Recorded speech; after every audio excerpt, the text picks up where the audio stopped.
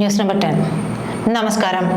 ലോക്സഭാ തെരഞ്ഞെടുപ്പിലെ കനത്ത തോൽവിയുടെ കാരണങ്ങൾ വിലയിരുത്തി തെറ്റുതിരുത്തുമെന്ന് CPM സംസ്ഥാന സെക്രട്ടറി ഗോവിന്ദൻ പറഞ്ഞത് ശുദ്ധ തട്ടിപ്പ. ഇടഞ്ഞു നിൽക്കുന്ന പിണറായി വിരുദ്ധരായ നേതാക്കളെയും അണികളെയും കബളിപ്പിക്കാനും മതം പൊട്ടിയ CPIയെയും ഒപ്പം നിർത്തുകയെന്ന പിണറായി ഗോവിന്ദൻ കൂട്ടുകെട്ടിന്റെ തന്ത്രം മാത്രമായിരുന്നു ഇത്. ഇപ്പം തിരുത്തും എന്ന് പറഞ്ഞതൊക്കെ ജനത്തെ പറ്റിക്കാനും കബളിപ്പിക്കാനും മാത്രമായിരുന്നു. ജനങ്ങൾ എന്തുകൊണ്ട് കൈയൊഴിഞ്ഞുവെന്ന് കണ്ടെത്താനും ഇനി അത് ആവർത്തിക്കാതിരിക്കാനുമുള്ള നടപടികൾ സ്വീകരിക്കാനും ആർജവം കാട്ടുന്നത് ഏത് രാഷ്ട്രീയ കക്ഷി തീരുമാനിക്കുന്നതും നല്ലതാണ്. ഈ സാഹചര്യത്തിലാണ് തിരുത്തുമെന്ന് CPM പറഞ്ഞപ്പോൾ ജനങ്ങളും രാഷ്ട്രീയ നിരീക്ഷകരും അതിനെ മുഖവിലക്കെടുക്കുന്നത്. എന്നാൽ തിരുത്തുമെന്ന് പറഞ്ഞുകൊണ്ടിരിക്കുമ്പോൾ തന്നെ ഒരിക്കലും തിരുത്താനുള്ള തീരുമാനം CPMനില്ലെന്ന് വ്യക്തമാക്കുന്ന വാർത്തകളാണ് പുറത്തു വന്നത്. TP ചന്ദ്രശേഖരൻ വധക്കേസിലെ 3 പ്രതികളെ ജയിൽ മോചിതരാക്കാൻ സർക്കാർ നടത്തിയ വഴിവിട്ട നീക്കം ഇത് തന്നെയാണ് തെളിയിക്കുന്നത്.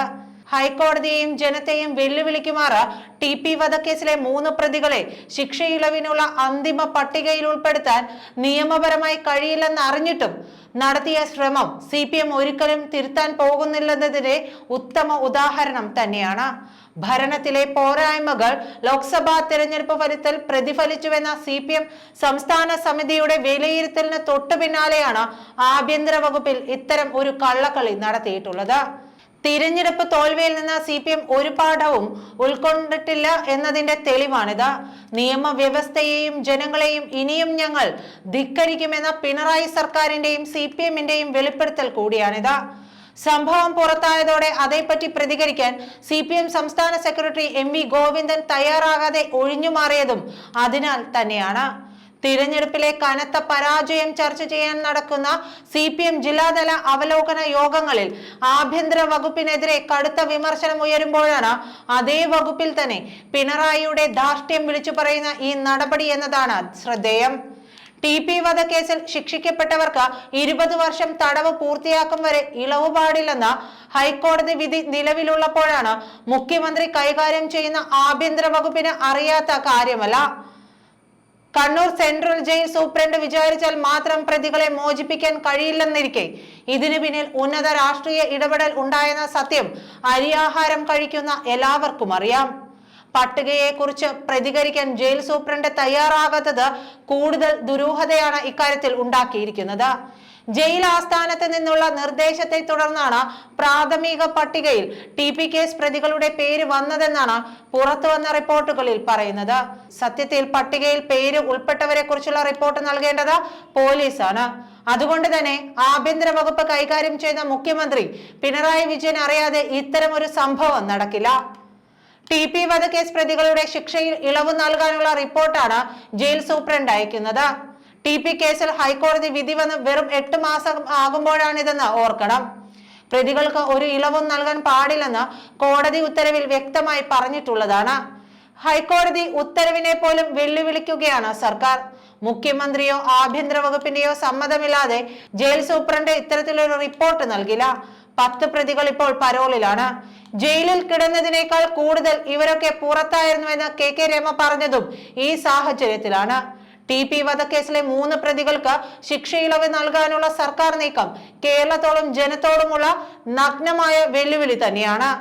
ഈ ക്രിമിനലുകൾക്ക് പരോൾ നൽകുന്നത് സംബന്ധിച്ച വിശദാംശങ്ങൾ ആവശ്യപ്പെട്ട നിയമസഭയിൽ KK രമ ചോദിച്ച ചോദ്യങ്ങൾക്ക് 5 മാസമായിട്ടും പിണറായി സർക്കാർ ഉത്തരം നൽകിയിട്ടില്ല എന്നതും ഇതോടൊപ്പം ജനം ചേർത്ത് വായിക്കേണ്ടതാണ്. TP വധക്കേസ് പ്രതികൾക്ക് 5 സ്റ്റാർ സൗകര്യങ്ങളാണ് ജയിലിൽ കൊടുത്തിട്ടുള്ളത്. ഇഷ്ടഭക്ഷണവും മദ്യവും ഉൾപ്പെടെ എത്തിച്ചു നൽകുന്നു. ജയിലിൽ കിടന്നുകൊണ്ട് തന്നെ കൊട്ടേഷൻ എടുക്കാനും സാമ്പത്തിക ഇടപാടുകൾ നടത്താനുമുള്ള അവസരം പോലീസും ജയിൽ അധികൃതരും ചെയ്തു കൊടുക്കുന്നുണ്ട് എന്ന് പ്രതിപക്ഷ നേതാവ് VD സതീശൻ പറഞ്ഞിരിക്കുന്നതും ഈ അവസരത്തിൽ ശ്രദ്ധേയമാണ്. ഹൈക്കോടതി വിധി പോലും മറികടന്ന് കേരളത്തിൽ ഏറ്റവും കോളിളക്കം സൃഷ്ടിച്ച TP ചന്ദ്രശേഖരൻ വധക്കേസ് പ്രതികളെ പിണറായി സർക്കാർ വിട്ടയക്കാൻ നടത്തിയ നീക്കം കേസിലെ ചില പ്രതികളുടെ ശിക്ഷയിളവ് സംബന്ധിച്ച് പോലീസിനോട് പ്രതികളുടെ റിപ്പോർട്ട് ആവശ്യപ്പെടുന്ന കണ്ണൂർ ജയിൽ സൂപ്രണ്ടിന്റെ കത്ത് പുറത്തായതോടെയാണ് പുറം ലോകം അറിയുന്നത്. TK രജീഷ്, മുഹമ്മദ് ഷാഫി, അണ്ണൻ സിജിത്ത് എന്നിവർക്ക് ശിക്ഷയിളവ് നൽകാനാണ് നീക്കം നടന്നത്. ലോക്സഭാ തിരഞ്ഞെടുപ്പ് പെരുമാറ്റച്ചട്ടം പിൻവലിച്ചതിന് പിന്നാലെയാണ് ജയിൽ സൂപ്രണ്ട് ഇതിനായി നീക്കങ്ങൾ നടത്തിയിരിക്കുന്നത്. എന്നാൽ പോലീസ് നല്ല അഭിപ്രായം രേഖപ്പെടുത്തിയാലും അന്തിമ തീരുമാനമെടുക്കേണ്ടത് ജയിൽ ഉപദേശക സമിതിക്ക് കോടതി നിർദ്ദേശത്തിന് വിരുദ്ധമായി ഒന്നും ചെയ്യാൻ കഴിയില്ല എന്നതാണ് യാഥാർത്ഥ്യം. പ്രതികളുടെ ശിക്ഷാ ഇളവ് സംബന്ധിച്ച് കണ്ണൂർ സിറ്റി പോലീസ് കമ്മീഷണറോടാണ് ജയിൽ സൂപ്രണ്ട് റിപ്പോർട്ട് ആവശ്യപ്പെട്ടത്. 2022 സർക്കാർ ഉത്തരവ് പ്രകാരം 3 പ്രതികളെ വിട്ടയക്കാനുള്ള പ്രാഥമിക ആലോചനയുണ്ടെന്നും അതിനാൽ അവരെക്കുറിച്ച് അന്വേഷണം ആവശ്യമുണ്ടെന്നും ജൂൺ 13 അയച്ചിരിക്കുന്ന കത്തിൽ പറഞ്ഞിട്ടുണ്ട്. പ്രതികളുടെ ബന്ധുക്കളോടും സുഹൃത്തുക്കളോടും ഇവരുടെ കുറ്റകൃത്യത്തിന് ഇരയായവർ ഉണ്ടെങ്കിൽ അവരോടും അന്വേഷണം നടത്തി എത്രയും വേഗം റിപ്പോർട്ട് നൽകാനും കത്തിൽ ആവശ്യപ്പെട്ടിരുന്നു. ഇത്തരത്തിൽ 59 പ്രതികളെയാണ് മൊത്തം വിട്ടയക്കാൻ ആഭ്യന്തര വകുപ്പിന്റെ ഇടപെടൽ ഉണ്ടായത്. ശിക്ഷാ ഇളവില്ലാതെ ഹൈക്കോടതി ജീവപര്യന്തം തടവിന് ശിക്ഷിച്ച പ്രതികളെയാണ് പിണറായി സർക്കാർ അനധികൃതമായി വിട്ടയക്കാൻ ശ്രമിച്ചത്.